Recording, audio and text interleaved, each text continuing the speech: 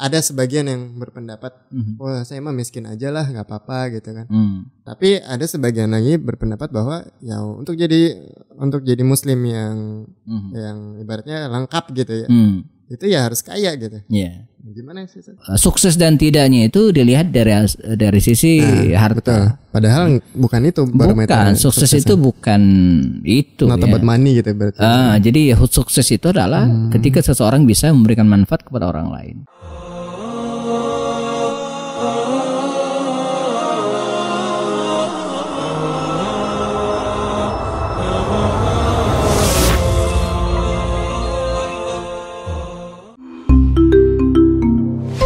Kupas lewat obrolan santai. Bismillah, ketemu lagi di Close. Kupas lewat obrolan santai. Bersama Ustadz kita, Ustadz Hefya Andi Bastoni. Assalamualaikum. Waalaikumsalam warahmatullahi wabarakatuh. Alhamdulillah di hari berikutnya di bulan Ramadan. Alhamdulillah. Nah, dan kayaknya nih menjelang berbuka. Sudah di titik-titik akhir lemes gitu ya kan. Terus dikit lagi buka insyaallah. Insyaallah. Salah satu kebahagiaan orang yang berpuasa ya, Ustadz. Ketika berbuka puasa. Ketika berbuka. Apapun menunya. Bahkan air putih pun. Walaupun opor ayam. Walaupun apalagi opor ayam. Apalagi sate kambing. Sate kambing atau nasi kebuli mungkin ya. Nih ngomongnya langsung makanan ya. Iya, kayaknya langsung berbayang-bayang. Aroma yang gitu. terasa. Tapi kalau untuk menu-menu kayak gitu, kayaknya kita harus banyak duit, Set. Nah, gimana Set? Umat Islam menyikapi harta. Ya. Apakah ada sebagian yang berpendapat, wah saya mah miskin aja lah, nggak apa-apa gitu kan. Tapi ada sebagian lagi berpendapat bahwa ya untuk jadi muslim yang ibaratnya lengkap gitu ya, itu ya harus kaya gitu. Iya. Gimana sih? Iya, ada beberapa paradigma berpikir yang salah ya dalam kehidupan kita ini. Misalnya gini, ada yang bilang begini. Lebih baik tidur kelaparan daripada bangun punya utang. Jadi lebih baik tidurnya kelaparan daripada bangun punya utang. Kok nggak ada yang mendingan ya antara dua-duanya? Jadi dia saking dia menghindari utang. Kalau saya enggak, lebih baik tidur kekenyangan, bangun punya uang. Oh, punya uang. Iya betul. Ada akhwat nanya, Ustaz cariin jodoh dong. Siap, ini mungkin babnya Ustaz Zuhaini mungkin. Kata dia begini, yang penting soleh, miskin nggak apa-apa. Nah, kenapa harus miskin kalau solehnya mentang-mentang? Kenapa soleh kaya gitu kan enak? Kenapa? Memang soleh harus miskin kan enggak? Iya. Nah, jadi membenturkan sesuatu yang tidak berbenturan. Iya, sebenarnya nggak harus dibenturkan. Enggak, itu salah. Jangan sampai kalau jadi orang soleh harus miskin gitu, jangan gitu kan. Iya. Ya, kenapa salahnya harus kaya gitu ya? Jadi itu kekeliruan dalam menyikapi harta. Jadi seolah-olah harta itu menjadi satu hal yang hindari. Bahkan di kita kan ada dua kutub ekstrim. Ada orang yang memandang harta itu sangat nggak boleh itu ya, nanti susah masuk surga gitu kan. Ya, dihisap lama. Jangan ya, kan? Orang kaya gitu ya. Nanti dihitungnya lama, susah masuk surga. Betul. Saya bilang ya kalau masuk surga, kalau masuk neraka nggak punya uangnya cepet juga. Udah miskin masuk neraka. Iya kan nggak dihitung gitu ya, nggak ada yang dihitung, blek aja langsung. Jadi kalau punya harta kan emang nggak bisa dibawa mati harta, tapi dia bisa diinfakkan, diwakafkan dan nanti kita bawa mati juga. Betul. Jadi itu satu, ada orang yang anti harta, tapi ada juga orang yang gila harta. Jadi salah juga ya. Salah memandang seseorang itu sukses dan tidaknya itu dilihat dari sisi harta. Betul. Padahal bukan itu Bukan, barometer. sukses itu bukan itu. Not about money gitu berarti. Jadi sukses itu adalah ketika seseorang bisa memberikan manfaat kepada orang lain. Jadi kaya nggak masalah. Asal bisa memberikan manfaat. Daripada miskin nyusahin orang. Pilih mana coba ya. Boro-boro bantuin orang. Boro-boro gitu. Bantuin diri sendiri aja susah. Iya, kalau miskin sabar mendingan. Miskin sombong. Udah yang parah udah miskin gak sabar lagi. Ngeluh mulu. Iya, mendingan kaya bersyukur. Ya, amin ya Allah. Jadi harta itu ya dalam Islam adalah sesuatu yang netral. Dalam hadis ini menarik ya. Jadi suatu saat baginda Rasul akan mengutus Amr ibn As dalam sebuah peperangan. Perang Dzatus Salasil namanya. Ini usai perang Mu'tah. Tahun ke-8 awal-awal ke-8 Hijriah sebelum Fathu Makkah. Kata Rasul ya Amr ini baru masuk Islam, baru 2 bulan setengah masuk Islam, belum 3 bulan. Mu'allaf lah ya. Kata Rasul kepada Amr bin As, Anda pimpin pasukan sekian ratus orang ke kabilah Bani Quda'ah namanya. Wah, baru masuk Islam langsung. Baru masuk Islam. Nah ini kata Rasul gini, semoga Allah memberikan harta rampasan yang banyak untukmu. Nah, semacam motivasi gitu ya.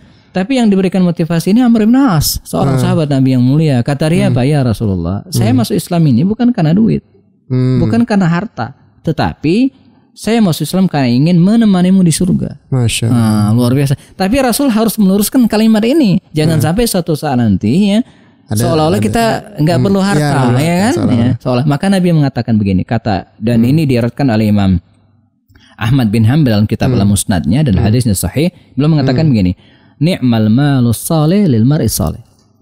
Sebaik-baik harta kalau harta itu dipegang oleh orang-orang soleh. Masya Allah. Berarti orang-orang soleh itu wajib kaya berarti. Jadi kalau Anda udah soleh nih harus kaya. Harus kaya. Kalau Anda udah kaya harus soleh. Supaya harta itu tidak berada pada orang-orang zalim. Betul ya. Jadi kalau kita kalau orang-orang soleh itu nggak ngambil harta itu, maka dia akan diambil oleh orang-orang yang zalim.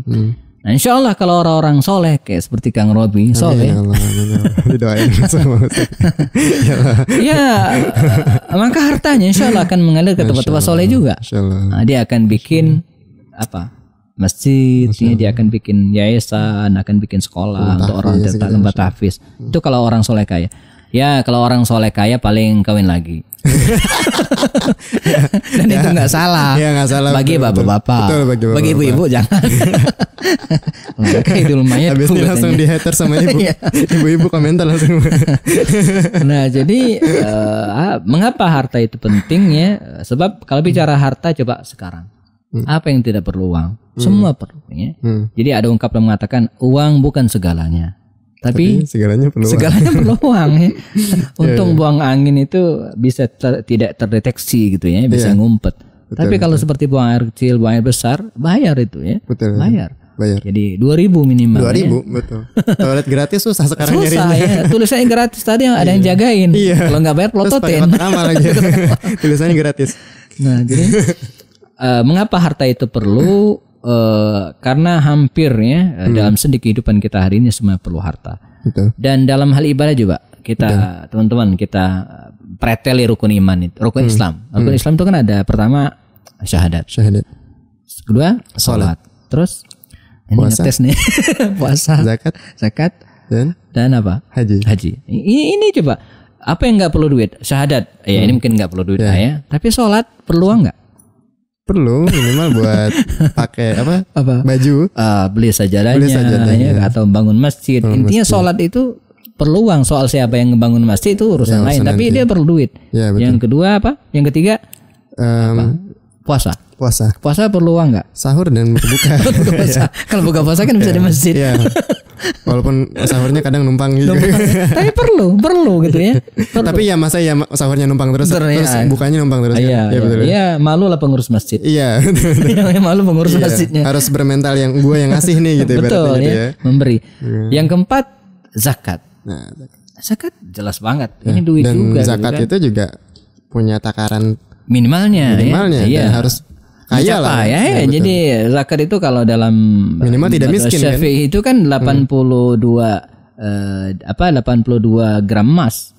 82 gram emas dalam setahun. Jadi setahun dia punya uang 82 gram emas nggak dipakai baru wajib zakat. Jadi kalau baru cuma punya 5 gram uang belum ya.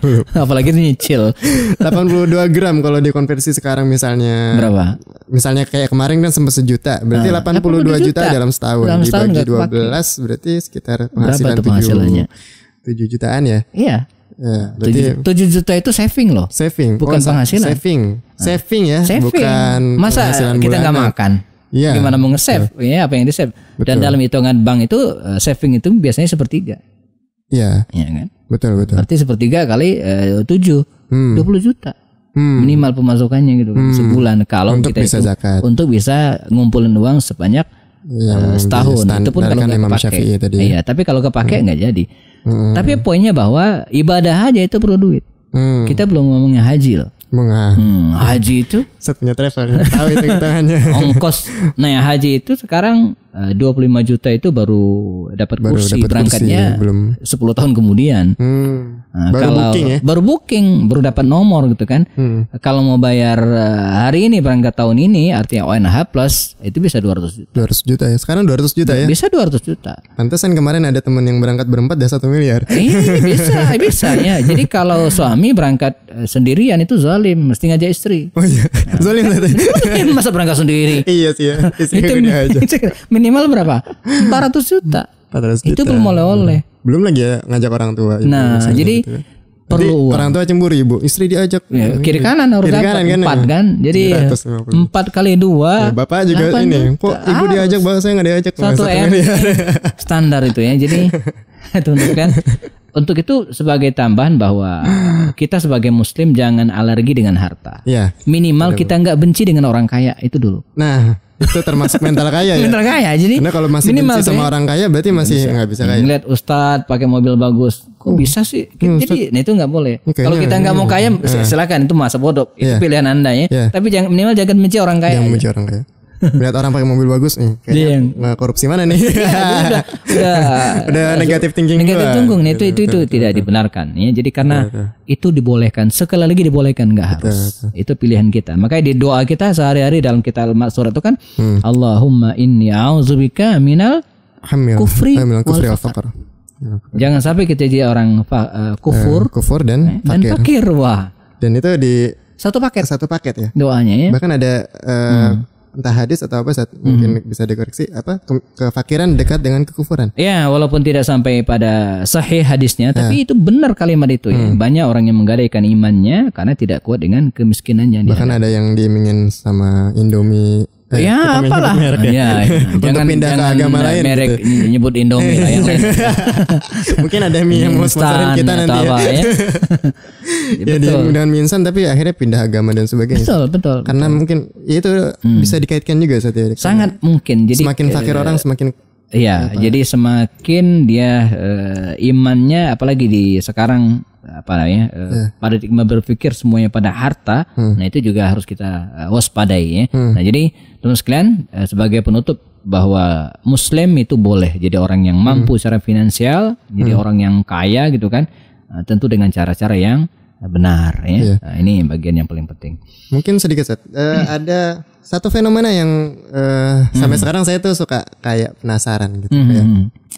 Kadang-kadang di masjid di komplek-komplek yang bahkan elit itu jamaahnya lebih ramai dibanding dengan di masjid yang ada di punten di komplek juga lah ya, tapi yang agak terbelakang itu dari sisi ekonomi. Apakah ada mungkin kaitannya juga dengan hadis tadi itu atau apakah yang dulu saya terpikir tuh begini tuh. Kan ada ayatnya la in syakartum la azidannakum kan gitu. Ketika kamu bersyukur maka akan aku tambah nikmatku. Maka